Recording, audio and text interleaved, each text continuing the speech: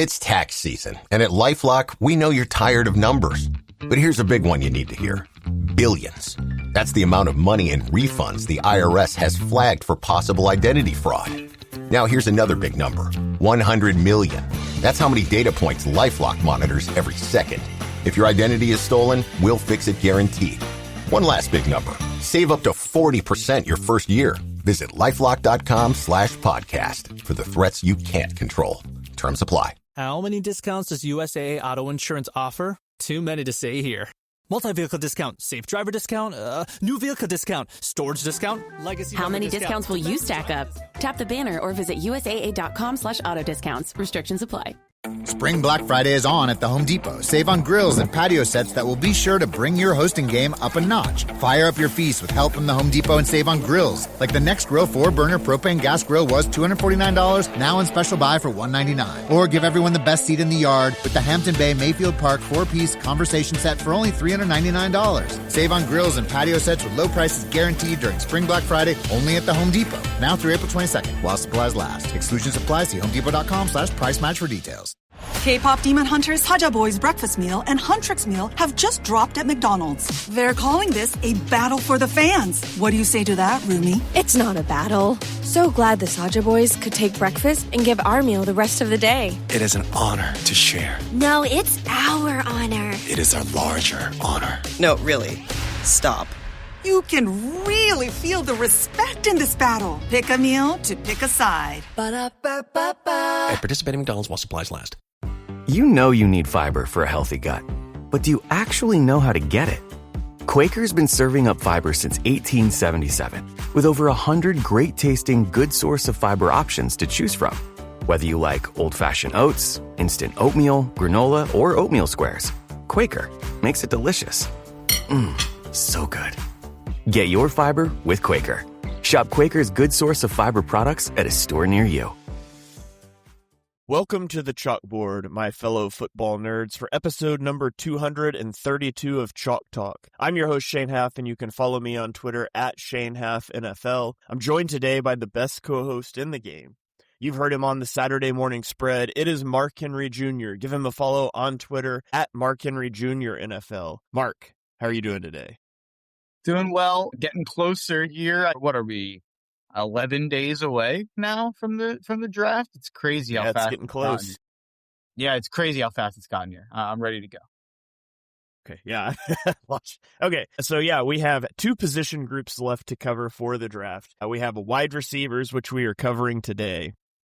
And then we have offensive line, which we will cover either later this week or early next week. It kind of depends on how quickly I can finish up my O-line rankings. Work has been really crazy lately, so I haven't had much time in the office to work on those, but I'm going to try to tackle that and see if we can't maybe record later this week. So no promises other than that we will record offensive line sometime before the draft. But today... And also announcement, because Shane is busy the week of the draft. I didn't even tell Shane this, but I'm going to be bringing on someone to do a mock draft with me in one of the days before the draft. He's the Chargers writer. Alex Insdorf is his name. If you guys want to go give him a follow online, good follow. Really, really good draft guy. I actually just interviewed Kamani Vidal, Chargers running back, the other day, who was a former draft love here on the podcast of mine. So shout out to Alex. We'll be bringing him on to talk all things draft.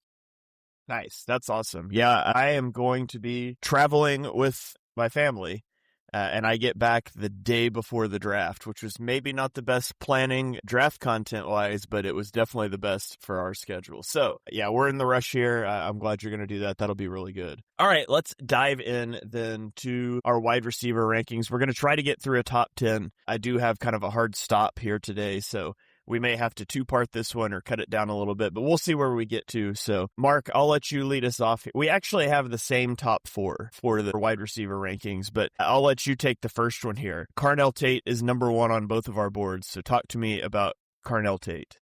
Carnell Tate is number one on my board, and I don't think that is as industry standard as some of the other positions that we've talked about, who's ranked one for us, especially when we align on it.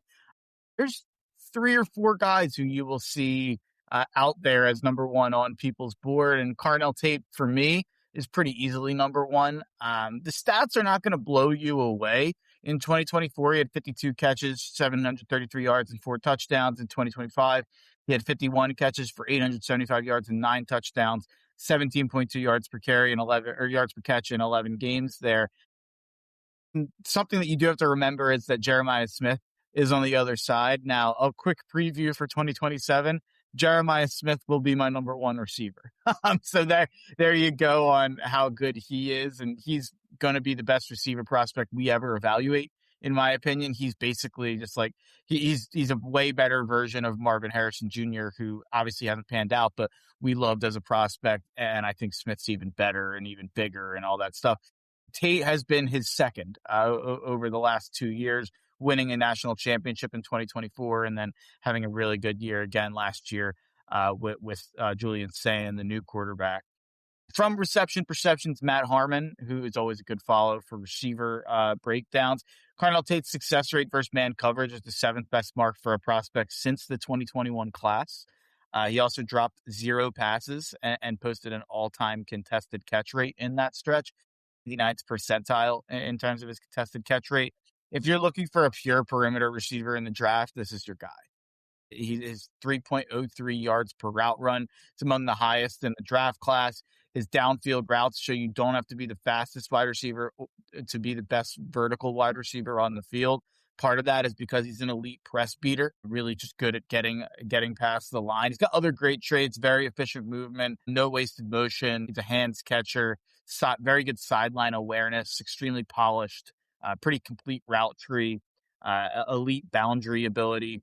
The touchdown in double coverage against Wisconsin, where his helmet came off, I think is the moment I fell in love during the season last year, where I was like, okay, like I knew he was a first round pick, all that stuff, but that was the moment I think it was like the middle of the season where I was like, okay, this is a real top 5, at least top 10 pick. And he's not a yard after catch demon or anything, but he is, if you're looking for a weakness or an upside limiter, that is fair. He's not going to be someone who forces a ton of missed tackles. But weirdly, he did have a missed tackle rate over 25%. I think part of that is that a lot of his targets were vertical. So it's not either going out of bounds, going into the end zone, or incomplete. So I think that not a ton of open field in the middle of the field expecting on what he was expected to do. He's a couple chart things here. He's one of 10 receivers in the past, assuming he goes top 10, he'll become one of 10 receivers in the past decade to declare early and get drafted top 10. Every single one of those receivers, except Travis Hunter, who plays a different position on the other side of the ball, posted 850 plus yards as a rookie. 6 of the 9 posted 1,100 plus yards as a rookie. Only 20% of Carnell. I'll have this stat for everybody. This is a stat that I've kind of, I like looking at both sides of. The amount of your targets that are contested and then your percentage on those contested. Only 20% of Carnell Tate's targets are contested, which is pretty amazing considering how many of them are down the field. And he's great 69% on those contested targets caught. You want a low number on that first number, and you want a high number on the second number. We'll get into others who aren't as favorable. He's one, though, that I can't do a great comp for. I have George Pickens down because of some of the ways that he attacks the ball. I think that there's things that are... Pickens is very unique in the way he moves on the field. I don't think that exactly lines up with Tate, but haven't found the exact comp out there yet. And one last chart here. This is a fun one. The only 4 power receivers since 2018 with a contested catch rate over 68%, a missed tackle rate over 25%, and a passer rating when targeted over 140 in college. Jackson Smith-Njigba, Justin Jefferson, Jay Brown, Carnell Tate. Those are the 4 names. That's a pretty good list to be on. That's nice company to find yourself in, for sure. Yeah, he only has a 2.8% career drop rate too, so good hands. So his 40 is not great. 42nd percentile, 4.53. More concerning to me is his 17th percentile 10-yard split. So, I mean, he's not the most explosive guy off the line. He's got solid speed, but it's kind of build-up speed. I could see him struggling to threaten NFL corners vertically at times, which, if that happens, will lessen some of his ability as an intermediate route runner, which I think he's really good at. But he's a good blocker on the perimeter, which is nice, especially at his size. He's only 192 pounds. My thing with Tate is I think he fits best as a Z receiver, used as kind of an intermediate threat. I think he has a tremendously high floor, but I'm not sure what the ceiling is. Like, does he have the ceiling to be like your alpha number one receiver, or is he going to be best like as a 1B or a number 2, which is fine. Like, you need those guys, you need them to be good. But if you're taking that top 8, you want more than that. So that's my big question with him is I think he's got a really high floor. I'm not sure what the ceiling is for him though. So different type of player a little bit, but like T. Higgins-ish in terms of where he like falls in wide receiver rankings. Is that a fair? Because it's interesting because you have Jamar Chase on T. Higgins' team, but could T. Higgins be a wide receiver one elsewhere is kind of the question. I think he kind of could fall in that area. Yeah, and so that's like, and I mean, not necessarily a 1-to-1 comp for T. Higgins, but that level of, if we're going Madden overall, maybe we're in there. And yeah, like T. Higgins is a great number 2. Would I want him as my number 1? I don't know. And if I don't know, I don't love that as the top 10 pick, but I think that's where he's going to go. So I do think we're going to find out. Yeah, I have Tate number 3 on my board. And a big part of that is, so I actually have come out a little bit higher on this draft than I was before, but the problem is I'm lower on the top of the draft, and the top of the draft is just really weak, especially in like the top 10. I think once you get to the early second round, it's a normal draft. I think there's a ton on day 2 to get excited about, and I think it might even be a deep day 2 draft. But the top of the class of day 1, it definitely forces you to bump guys up who you feel like would have probably been much later in the top 10. I know I looked at it earlier in the offseason. I think I would have had Carnell Tate like 9th overall last year. And he's my number 3 guy this year. So a little kind of frame of reference there. Yeah. All right. Well, let's keep rolling. Let's go to our number 2s. We both have Makai Lemon from USC as number 2. He was a two-way athlete in high school, 5-star recruit, appeared in 9 games at USC as a freshman on both sides of the ball. In 2024, as a sophomore, he stuck to offense and special teams. And then in 2025, he broke out 1,156 receiving yards, 11 touchdowns. He was an All-American, and he won the Biletnikoff Award. So tremendous season in 2025. He's 5'11", 192 pounds. Short arms, small hands, 16th and 9th percentile, respectively. Will be just shy of 22 years old on draft night. He lined up in the slot for 70% of his snaps this season. Had 14.6 yards per reception, 6.4 yards after the catch per reception, 3.13 yards per route run, was averaged up the target 10.3 yards, a 2.5% drop rate. Lemon he's a dynamic playmaker in space. He excels after the catch. He's got great spatial awareness. He locates defenders well. He's got good lateral agility. He makes guys miss. Has great hands, very low drop rate. He catches the ball. He extends to catch the ball away from his body.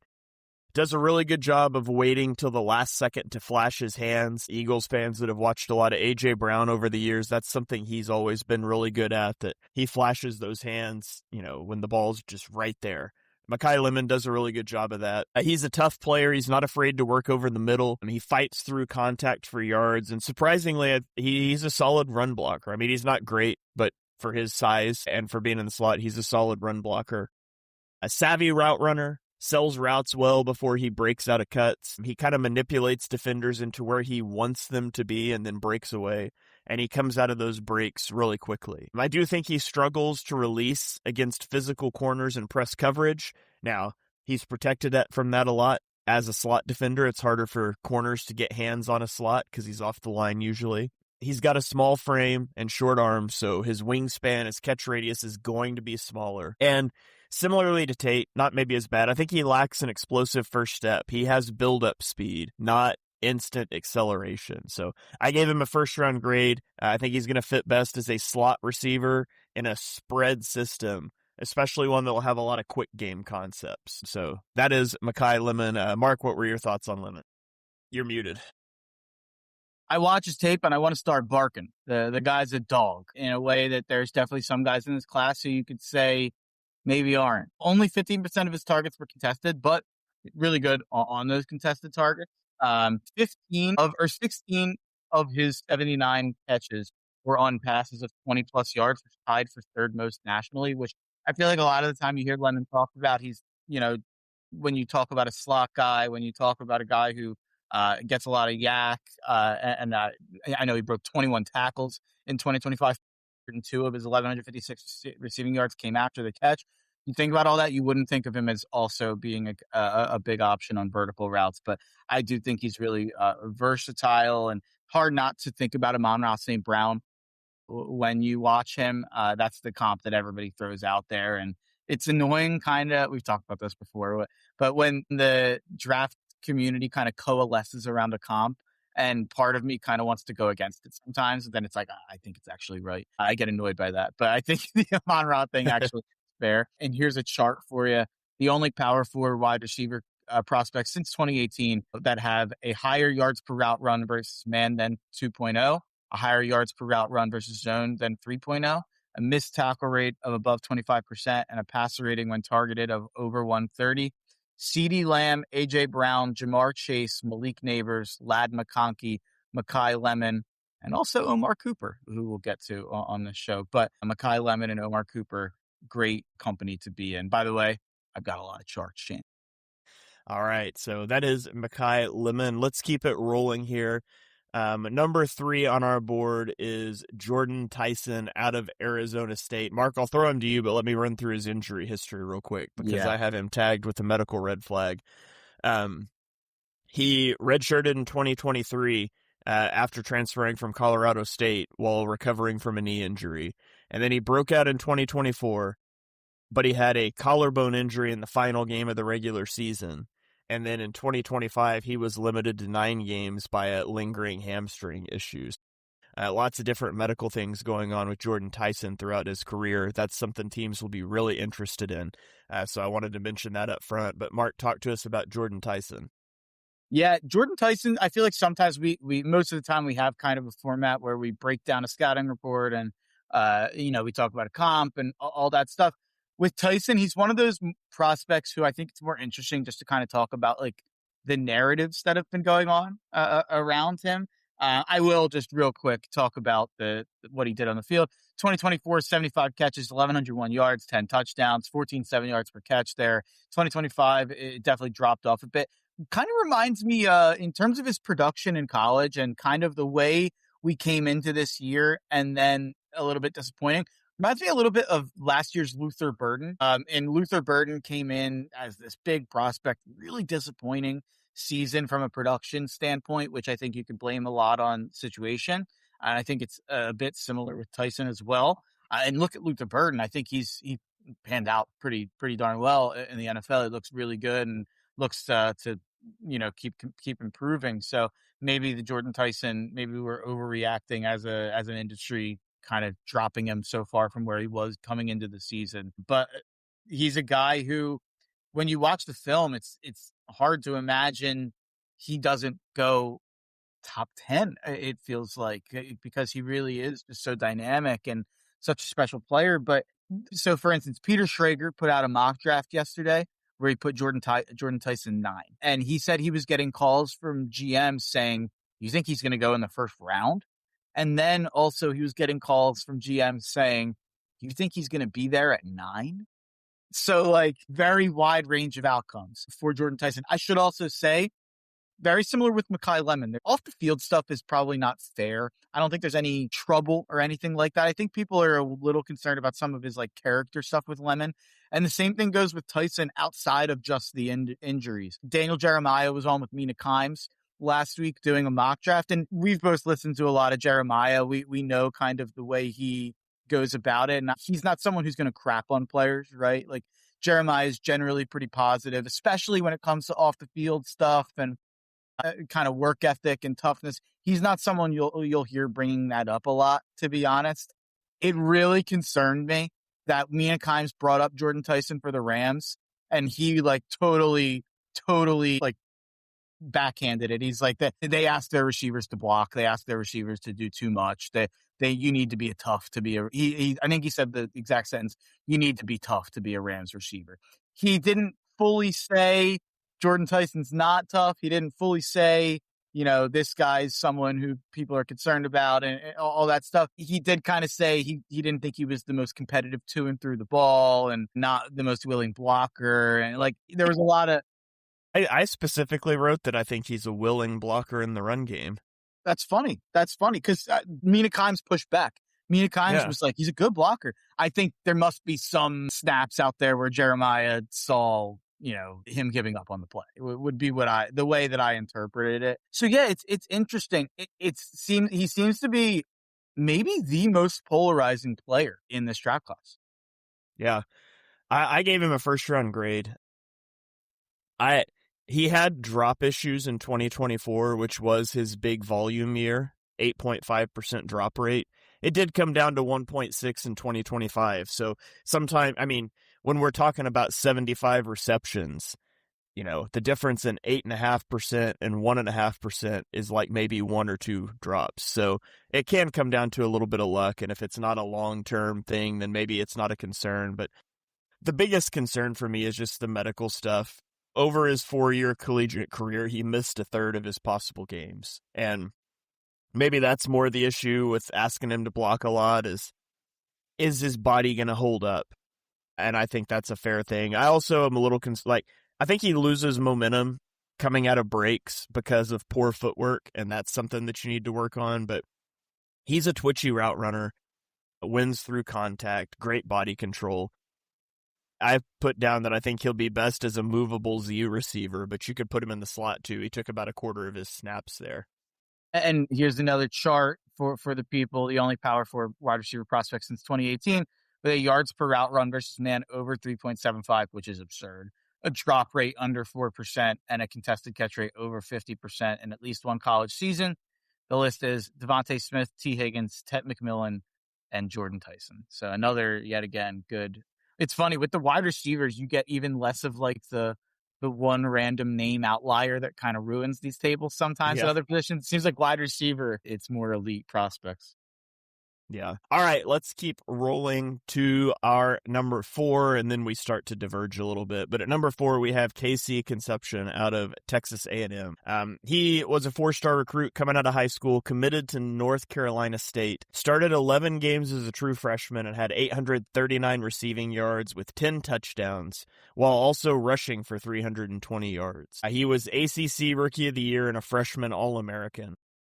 In 2024, he saw a pretty big dip in his production, and then he transferred to Texas A&M for his 2025 season, where he saw that production come back up. He is 6 foot tall, 196 pounds, about 21 and a half years old, took 34.4% of his snaps in the slot, 15.1 yards per reception, 7.2 yards after the catch per reception, 2.46 yards per route run, 12.3 was his average depth of target, and he had a 10.3% drop rate. He was also an All-American in 2025. He's a explosive playmaker in space. Once the ball is secured, he puts defenders in a bind with the combination of his speed and his playmaking ability. He is very elusive. Great off of manufactured touches. That's something he was used a lot for in 2023. 41 rushing attempts, 320 yards. We never really saw that again in another season. But he has a great release package off the line of scrimmage. Sudden route runner who can create separation against man. He reads zone leverage well and sets up in voids. He's a good deep ball tracker, willing to go up and high point the football. He's got good special teams ability. He had 2 punt return touchdowns in 2025. However, he's got a double-digit drop rate each of the last 2 years.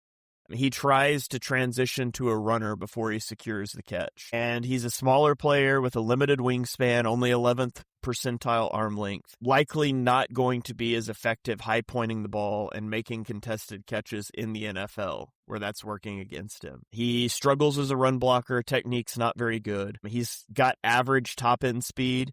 So he's the high acceleration, moderate speed guy. We've kind of talked about that before. And I think he needs to do a better job of varying his pace throughout routes better. So I put a high second-round grade on him. I said that he's going to fit best as a move piece for an offense that utilizes motion, jet sweep, screens. Like, this is think the Cliff Kingsbury 2024 Commanders offense. Like, that would be a perfect fit for KC Conception. I think that's how you get the most out of him as a player, using him in all those different alignments. So what are your thoughts on Conception? Yeah, I'll keep it short because we got a lot of guys to get to, and you hit on a lot of it. I think he's very Emmanuel Sanders-esque.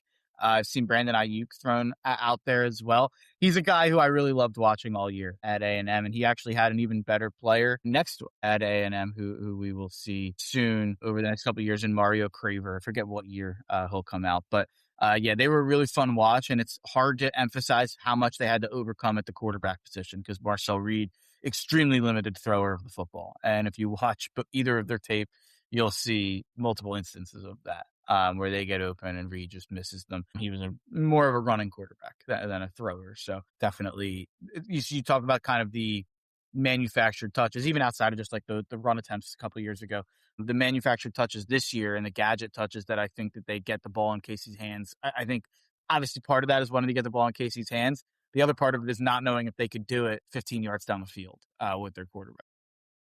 Yeah.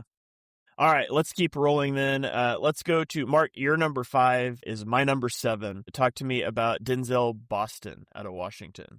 So it's funny, Denzel Boston, I would say on most people's list will be 3 or 4.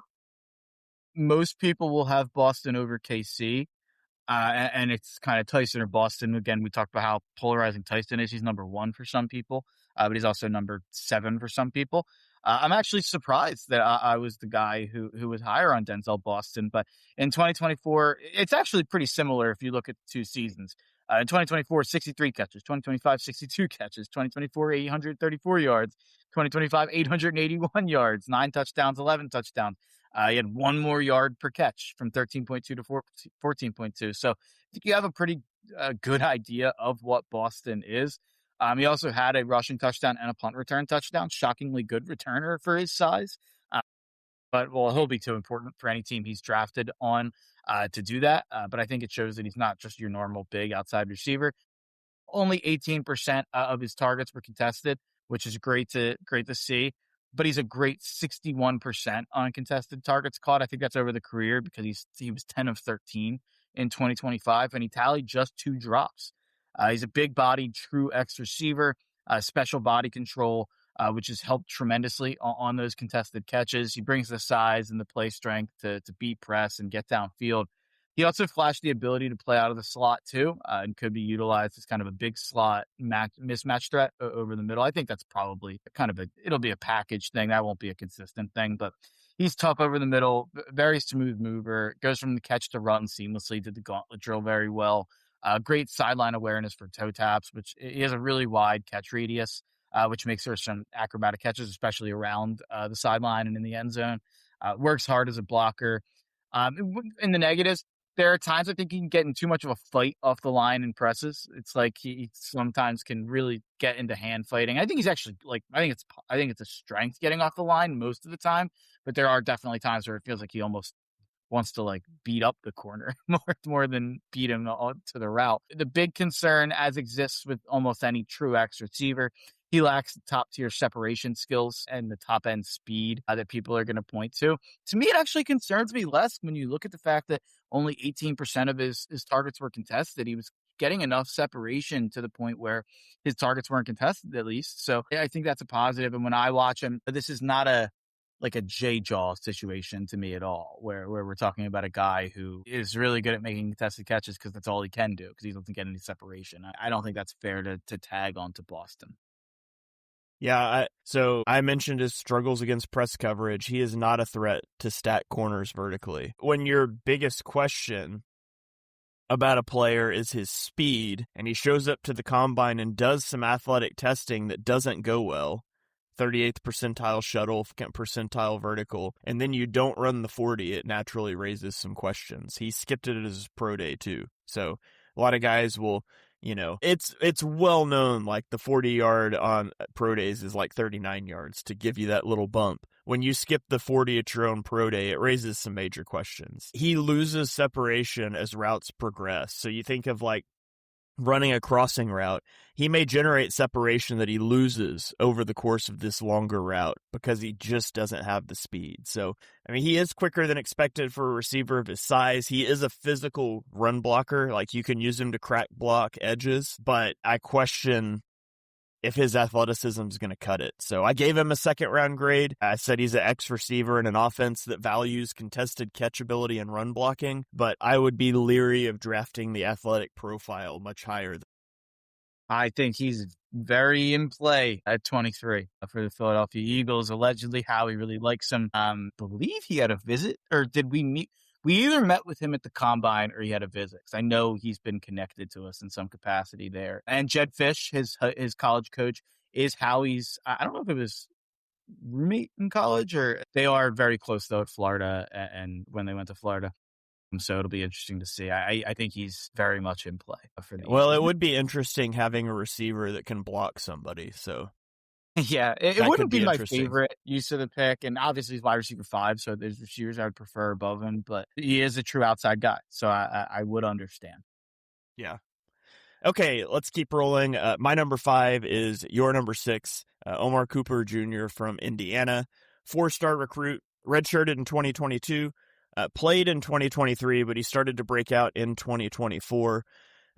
He did have inconsistency and availability issues throughout that season, though. He moved to the slot in 2025, and he had a lot more volume with 69 catches, 937 yards, and 13 touchdowns. He is 6 foot tall, 199 pounds, ran a 4.42 40-yard dash, 11th percentile arm length, 22 and a quarter years old. 83.3% slot rate in 2025. 13.9 yards per reception, 7.1 yards after the catch per reception, 2.68 yards per route run, 9.2 ADOT, 5% drop rate. Cooper excels working over the middle of the field. Digs, crossers, slants, like those are his bread and butter. He's got really good contact balance, so he can bounce off of contact and then get upfield to maximize yards after the catch. He looks a little bit like a running back with the ball in his hands, so he's very useful on screens, on manufactured touches, that sort of thing. He's a good route runner. He varies his speed based on leverage, and he paces out the routes well. Outstanding body control when he goes up to high point passes. He's really good at getting down inbounds on the sideline. And he's got a really high football IQ. He settles down in the voids of zone well. He understands leverage. He's a versatile player. He can be more than a slot. Like 83% slot rate in 2025. He was only in the slot on 10% of his snaps in 2024. And I think he was better in the slot in 2025, but you could play him and not necessarily be limited to using him in the slot. Now, he is a little undersized. He's got very short arms. I do think he lacks acceleration out of his breaks to generate separation against man coverage. He throttles down a little bit too much. Ran a pretty limited route tree in an RPO-heavy passing offense, and sometimes that struggles to translate early. I would say he has disappointing effort when he's asked to run block. And then there's maybe potential character concerns. His head coach talked about his inconsistency and his lack of dependability in 2024. But in 2025, he praised his consistency and maturity. So hopefully that's a good trend. Like, hopefully that's character growth over the course of a year. And, you're headed in a right direction, headed into the NFL. But I have a second-round grade on Cooper. I think he fits best as a slot receiver who can work underneath, and you can also work him over the intermediate middle of the field. So what are your thoughts on Cooper? He's a guy I've ended up a lot higher on through the process. I think he's got a chance to go top 15, to be quite honest. He could absolutely be the second receiver taken on the board. I have a high second round grade on him. He's right after that first round. My top 5 are all first round grades. He's my number 6. He's a high second. He will be in my top 30. So he will technically be in my top 32 players of people who should be drafted in the first round. He's a guy who, at the start of this process, when I was hearing him mentioned as a first rounder, I was like, what are we doing? Like, really? And actually, this is going to be, I think, surprising, but part of what sold me on him is going back and watching some of the 2024 stuff. And I know there's not a ton of it. It is limited. He's 28 catches, but he had 594 yards for 21.2 yards per catch that year. He was a big play machine on the outside in 2024, even though it wasn't at a ton of volume. So it actually gives me some hope that this is a guy who's maybe versatile. Like, I think this is a guy who could be pretty scheme versatile, could be kind of spot versatile in terms of could play in the slot, could play outside. And I think that helps value, obviously, if he can fit with a bunch of different types of receivers in a receiver room. So he's a guy who has, I think, I probably restacked my overall big board 5 or 6 times in this process. I think he's risen each time. All right. Let's keep moving here. Let's go to your number 7, Mark. This is a guy that's not in my top 10, but it is Malachi Fields out of Notre Dame. So talk to me about Malachi Fields. He was right outside. By the way, number 11 for me, so just off my top 10. Yeah, honestly, he was someone I did not expect to be even in your top 10, 11, honorable mention, whatever. There are names after Fields that I have on my list who I was more surprised weren't on your list. I was happily surprised to see Fields on there. And part of the Fields thing is he was just so underutilized this last year at Notre Dame. In 2023 and 2024 at Virginia, he had 58 catches, then 55 catches, 811 yards, then 808 yards, and 5 touchdowns both years, in that 14 yards per catch both years. But then in 2025, he comes to Notre Dame. The yards per catch goes way up, but the targets go down. Only 36 catches for 630 yards and 5 touchdowns. But again, obviously, I watched more Notre Dame than any other team. And so I got to watch this guy a little bit deeper than I get to watch any other player I covered. And he's just a guy who, when you watch him the whole time, you know he's an NFL receiver. The size, the way he treats corners, the way he goes up and gets it. I think it would really surprise me if he doesn't translate at the next level, at least in some capacity. He doesn't offer much alignment versatility, as he was used primarily as an outside receiver. But I think that's what you're going to want from a guy with his size: strong, explosive, big body boundary receiver, phenomenal ball skills, great body control. He finished his career with a high 14.1 career ADOT, yet was surprisingly effective after the catch, as he forced a missed tackle on 18% of his receptions. He caught only 59.4% of his career targets, though, which is in part due to those separation concerns that often kind of plague those outside receivers. 27% of Fields' career targets were contested, and his open target rate ranked near the bottom of the class, so that is the concern. Now, he ranked 4th in the class in routes run and 7th in career receiving yards. There aren't any durability concerns. He played and started all 36 consecutive games in the last 3 years. He played 48 games overall in the last 5 years. Allegedly a great intangibles guy, first guy in, last guy out, who the coaches at Notre Dame fell in love with. And again, I'm biased too. I watched him a ton. Notre Dame just really eased freshman quarterback CJ Carr in at quarterback. And we talked last week about the running backs. It's not often you see the top 2 running backs in the country from one team. They really utilized the heck out of Jeremiah Love and Jadarian Price running the ball. Malachi Fields jumped off the screen from day one, but he clearly got better and utilized more throughout the rest of the year, but even was still grossly underutilized by the end of the year. So I think if he went to a different school, it probably actually would have went a lot better for him. But maybe because he was at that school, even though the volume wasn't there, people were able to watch the tape a little bit more and see him a little bit more often. And maybe it'll help him ultimately, because I do think he jumps off the screen. Yeah. I mean, obviously, ex-receiver, good hands, secures catches outside his frame. He's better after the catch than you would expect for somebody with his size. He's a good run blocker. I think he needs to improve as a route runner. He kind of struggles to uncover against man coverage at times. Lacks explosiveness. His speed and agility testings weren't very good. 16th percentile 40, 7th percentile 10-yard split. So it's kind of the classic conundrum with the big-bodied ex-receivers that are good blockers is what you're going to get out of them as a receiver. And some of those guys really hit, and some of them really struggle. And so that's why he was a little further down my board. But I get the intrigue and the appeal for sure. Okay, let's keep rolling here. Let's go to my number 6. I think he's outside of your top 10. Chris Brazzell out of Tennessee. He was a 3-star recruit coming out of high school. His dad was a 6th-round pick in 1998. And spent 9 years playing in the NFL and the CFL. He went to Tulane, was limited to 2 games by a shoulder injury as a freshman. He bounced back in 2023 and had a good season that garnered freshman All-American honors, and then he transferred to Tennessee, where he didn't contribute much in 2024, but then he broke out in 2025 with 1,017 yards and 9 touchdowns.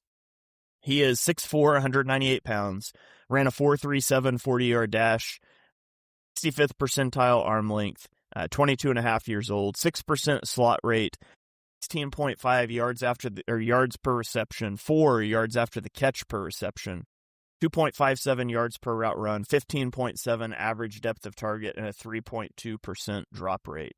You tell yourself, no one wants your college-era band tees.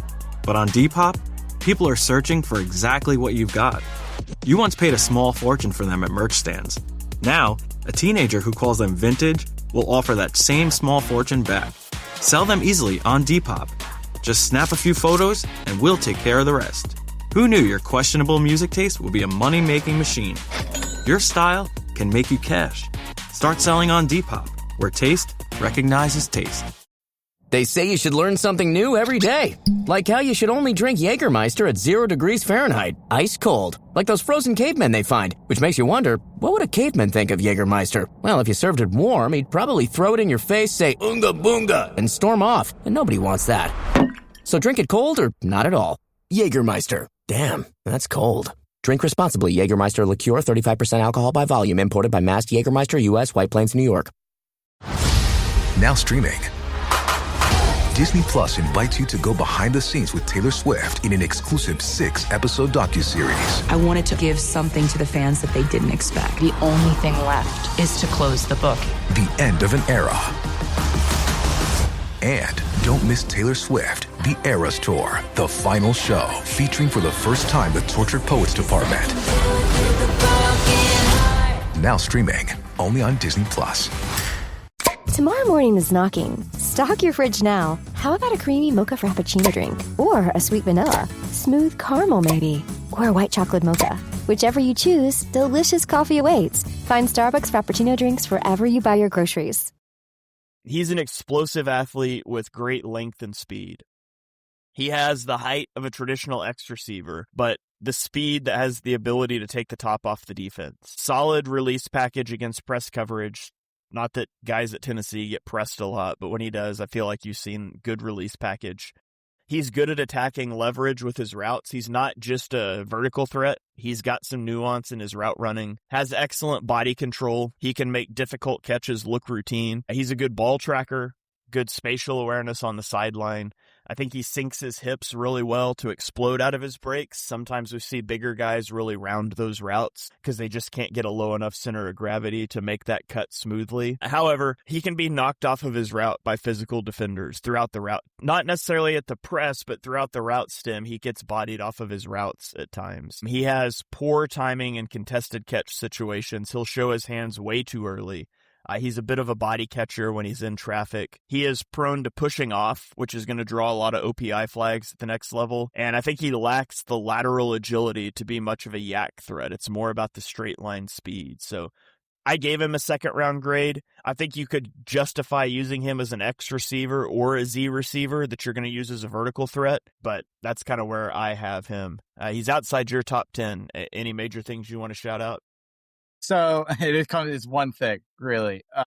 It's something I really like to talk about is do not scout the helmet. Ohio State quarterbacks, whatever narrative you want to say, there's one helmet and one position I'm willing to scout and dock for, and it's Tennessee wide receivers. I've done it too many times. Cedric Tillman, Jalen Hyatt. There's another one that I can't remember off the top of my head. I'm not going to get fooled again. I'm not falling for it again. Hey, he had a good year at Tulane. He did. So I'm not like saying he's not in my top 100 or anything like that. He's going to be in like the 70 to 75 range. I think he's wide receiver 12 or 13. He's kind of in a group of wide receivers for me that I'm out on relative to consensus, but there's enough there that I can't outwardly dismiss it. There is enough to buy into with the size, the speed, the production, but I'm willing, especially in a receiver class with so many guys, I'm willing to kind of look elsewhere and make a different gamble because I've went broke gambling on Tennessee receivers. Yeah. All right. Let's keep rolling. Let's go to Your number 8. Mark, who do you have at number 8? My number 8's Elijah Surratt, also from Indiana. And I've got a bad chart to bring up. The only Power 4 wide receiver prospect since 2018 with a passer rating when targeted above 130 and a missed tackle rate wrong chart. Jeez. That's my apologies. I had the Omar Cooper chart up. Wrong Indiana receiver. I'll just read it off. The only wide receiver prospect since 2018 with an ADOT below 15, a yards per route run versus man above 3, and a contested catch rate versus man below 40% in their best college season. Johnny Wilson, Jalen Reagor, Simi Fehako, Tyler Hudson, David Bell, Marvin Harrison Jr., weird inclusion there, and then Elijah Surratt. So Elijah Surratt, and that's not the only one that he fits. I thought that was just the most simple one. He fits a lot of bust indicators, I will say, with Surratt, but there's been so much production, whether it be at JMU or Indiana. 2023, 82 for 1191, 8 touchdowns. 2024, 53 for 957 and 8 touchdowns. 2025, 65 catches, 830 yards, and 15 touchdowns. Profiles as a true X receiver. 28% of Elijah Surratt's career targets were contested. Not great, but he caught 57% of them. Pretty good. Saw somewhere that his high end was T. Higgins and his low end was J. Jaw. I think it might have been Zerline who said that. That's a pretty big gap to go from J. Jaw to T. Higgins. Somehow, two names that I've both mentioned already on this pod. Surratt converted a first down on an outstanding 54% of his targets, 13.2% going for a touchdown, which ranks in the 98th and 96th percentile among receivers dating back to 2019. He's got a low 3.6% drop rate. Doesn't offer a lot after the catch, though, avoiding tackles on just 12% of his receptions and averaging just 5.1 yards after the catch, ranking in the low 29th percentile among receivers since 2019. So Surratt, enough production for me to kind of mark him as third rounder, and he'll be right outside of my top 50. All right. He's not a player that I really looked at a lot, so I don't have a lot to say on him. So I'm going to keep rolling here. I think that brings me to, we talked about Boston. That brings me down to my number 8, Deion Burks out of Oklahoma. 3-star recruit with a track background. Went to Purdue where he redshirted in 2021. Played marginally in 2022 before recording 7 touchdowns in 2023. And then he transferred to OU in 2024, but he only appeared in 5 games due to a thigh injury and a concussion. Came back in 2025 and was healthy for the season, but he dealt with horrific quarterback play all year. Shout out John Mateer. He is 5'10", 180 pounds, both of which are 9th percentile. Ran a 4.3 flat 40, which is 97th percentile. 94th percentile 10-yard split, 98th percentile vertical leap, 92nd percentile broad jump, 98th percentile bench press, which is really impressive at 180 pounds. And maybe his 3rd percentile arm length factors into that. He's 23 and a quarter years old, 22% slot rate, 10.6 yards per reception, 5.2 yards after the catch per reception, 1.45 yards per route run, 8.6 yards was his ADOT, and a 5% drop rate. Deion Burks has elite speed and explosiveness. He's the most explosive athlete at the wide receiver position in this draft. And he's a threat to make big plays every single time the ball is in his hands. Handles manufactured touches very well. He's got excellent deep ball tracking. He settles up against zone coverage in the right places. He's a good route runner against man coverage. I mean, his speed threatens defensive backs vertically, and then he can snap off his routes underneath. Of course, very undersized, very short arms. He can get knocked off course mid-route. He struggles mightily as a blocker. He may struggle against quicker, longer corners who can get hands on him at the line of scrimmage, but he's potential lightning in a bottle, and we see this type of receiver not work out all the time, but if it works out, he'll be electric. So I put a 2nd-round grade on him. I think he is a slot receiver at the next level, despite the fact he played outside a good amount at Oklahoma. I think you're going to want to move him into the slot, and, there's not a lot of quarterbacks he's going to have to deal with that are going to be as bad as what he dealt with over the last 2 years. So that's a pro for him as well. So it's kind of a boom bust guy, high floor, low ceiling. We're probably more likely to hit the floor. I said that backwards. High ceiling, low floor. We're probably more likely to hit the floor than the ceiling. but if the ceiling hits, it's really tantalizing. Yeah, it's just it's too small for me with not enough production. That's totally fair. To go for it. Yeah. Yeah, so he's a guy who won't be in my top 100, but he'll be right outside of it. A guy who I was surprised to see you not in on. I thought he fit some of your love here. I'll go Bryce Lance. Bryce Lance is my wide receiver 9. Yeah, my wide receiver 9 is Bryce Lance from North Dakota State. 9.95 relative athletic score, an absurd 4.34 with an even more absurd 41-inch vertical. In 2024, he had 75 catches for 1,053 yards and 17 touchdowns, 14 yards per catch. 2025, 51 catches for 24 less catches, but he had more yards. So his yards per catch went up 7 yards from 14 yards per catch to 21.2 yards per catch. So 2024, better than 2025 in volume and touchdowns, but not even close in efficiency. You may say 51 catches is low, but obviously it's an insane yards per catch, and even more insanely, 48 of his 51 catches went for a first down or a touchdown. Back-to-back 1,000-yard seasons, only 23% of his targets were contested, but he's a great 62% on those contested targets in his career, 66.7% in 2025, so even better in his last season there. 74% completion rate when targeted in 2025. He has a 3.57 yards per route run, which is absolutely exceptional.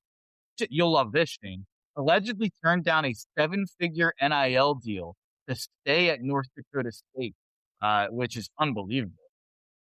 Gets a lot of Christian Watson North Dakota State comps. He screams Alec Pierce to me.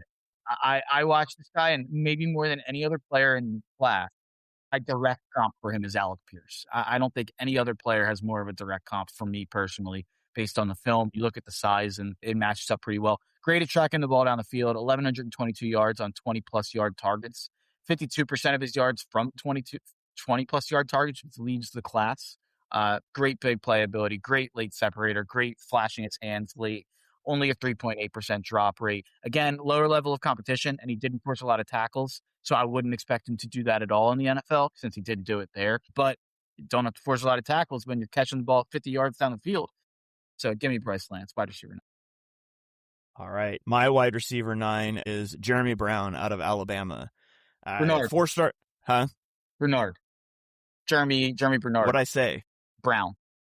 I don't know why I said that. I clearly have Bernard written in my notes. Jeremy Bernard out of Alabama, 4-star recruit who committed to Michigan State, appeared in all 12 games as a freshman, but wasn't very impactful, transferred to Washington and was their 4th option on a national title run. And then he followed his OC from Washington to Alabama, where he started to take off over his last 2 seasons. All rapid fire him a little bit. 6'1", 206 pounds, 4.48 40, good 3-cone, bad shuttle, 22 and a half years old, physical wide receiver with good contact balance and play strength, good acceleration so he can generate yards after the catch and yards after contact. He's a good route runner, gets in and out of his breaks cleanly to create separation. I think he's best attacking the middle of the field on in-breaking routes. He's got a solid release package against press coverage, a good feel for space against zone coverage. He's a versatile player. I think you could put him in any wide receiver spot, and he's got good hands. He does not have elite top speed to threaten corners vertically, and he's not overly agile as a route runner. And so that's something to keep an eye on. He relies more on broken tackles more than making you miss. And his short arms contributed to some issues he had in contested catch situations. So I tagged him with a 3rd-round grade, and I said he's like a wide receiver 2 in an offense that already has a speed threat. And so you could use Bernard to move him around in the offense. I think that's kind of create the voids over the middle with the speed threats you have, and then use Bernard to attack that intermediate area of the field. That's kind of the best usage for him, I think.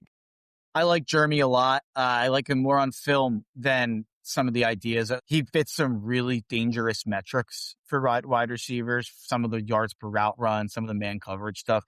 There's some of those tables and charts that he fits that's like only bad players have ever been these stats before. When I turn on the film and I watch him, I like him. He's my wide receiver 12. He will be in my top, probably like 60. So I see the vision on Jeremy. Last guy, Skylar Bell, 0.83 relative athletic score. In 2025, he had 101 catches for 1,278 yards and 13 touchdowns, 12.7 yards per catch.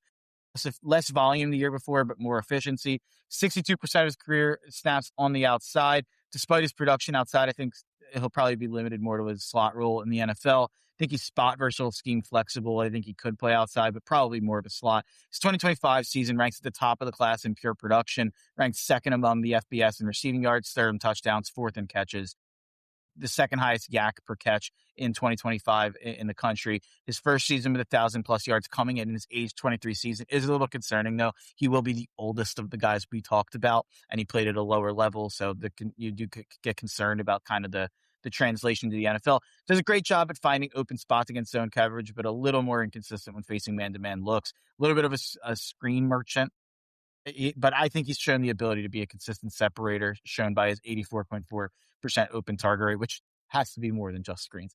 The concern is just how much you buy into the late age breakout as a smaller school. Yeah.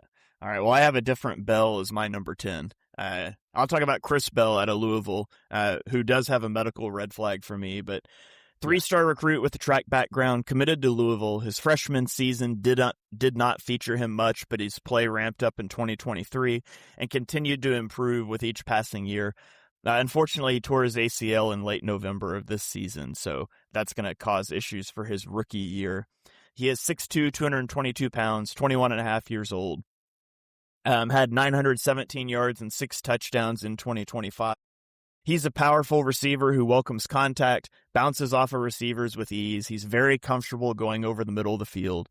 He's an explosive athlete after the catch, transitions from receiver to runner well, plays strong at the catch point. He does a good job of shielding the ball with his body. He's a good ball tracker, makes a strong play back to underthrown back shoulder balls. Good football IQ. Understands how to attack defensive backs in a variety of coverage techniques, and he's got really good build-up speed. His hands need work. He double catches passes or traps them against his body. His drop rate went from 14% to 10% to 4%, but there are definitely still issues there. He lacks lateral agility, and it causes him issues defeating press coverage. He's got poor run-blocking technique, struggles to generate separation against man coverage at times, and then again he's potentially looking at a medical redshirt rookie season. So, your mileage may vary with those guys. I put a 3rd-round grade on him, said he's an X-receiver with very high upside, but he's also got a lot of question marks related to his hands and his knee injury, and that's just going to make him tumble down board. So I think he's probably going to be there on day 3. I'd roll the dice on him on day 3. I think he's going to go higher than that. He's my wide receiver 14, but there's been some buzz. I think there's people like him in the NFL. I think people like him more than I do. He'll be in my top 75, but he's my wide receiver 14. Okay, cool. Well, we are going to have to run here, but real quickly, just where the Eagles are at. So they sign Hollywood Brown to be their wide receiver 3. It is only to a 1-year deal, but I would imagine that precludes them from taking a wide receiver early unless A.J. Brown is on the moves. Which is certainly a possibility. Certainly if they take a guy at 23, it's almost a certainty that they have a handshake deal with somebody. Hopefully it's not the Ravens.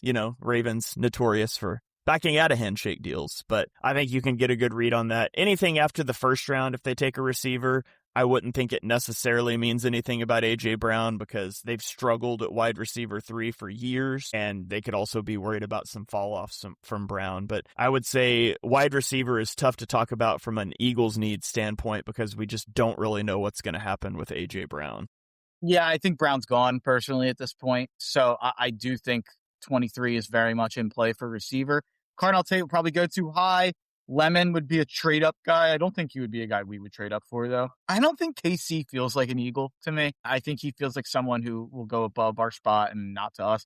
To me, the guys to focus on at 23 for the Eagles are Tyson, Boston, and Cooper. I think those are the 3 guys who are the most likely to be Eagles if I was looking at any of these guys. Obviously, day 2 and day 3 is different. And I'll just throw one guy out there. Jacoby Lane, RAS guy, 9.39 RAS. Could see how we fall in love with him on day 3. Red zone threat, strong catch radius, 3.0 yards per route run in 2024. Wasn't as good in 2025, but 51% of career targets result in a first down. 90 percentile since 2019. He only had 4 drops through his career, but really, really like Jacoby Lane. He seems to be very polarizing. Steve Smith put up a thing. I think he's going to be as like wide receiver 1 in the class, but also there's people who think he shouldn't like be drafted because he can't get separation. So he's an extremely polarizing guy. Separation, notoriously overrated for wide receivers or something. So, or hands. All right. Yes, for Deontay Johnson. Yeah. All right. Well, that is going to do it. Got to wrap up here a little quickly at the end. I got to get to work. Big job today. So that's going to do it for episode number 232 of Chalk Talk. But if you enjoy what you heard on the show, hit that subscribe button and turn on notifications so you don't miss our next episode. 5-star ratings are always appreciated on all podcasting platforms. We have now covered every position except offensive line. That'll be coming up in the next week. In the meantime, you can follow us on Twitter. I am at Shane Huff NFL. He is at Mark Henry Jr., and we will catch you guys next time.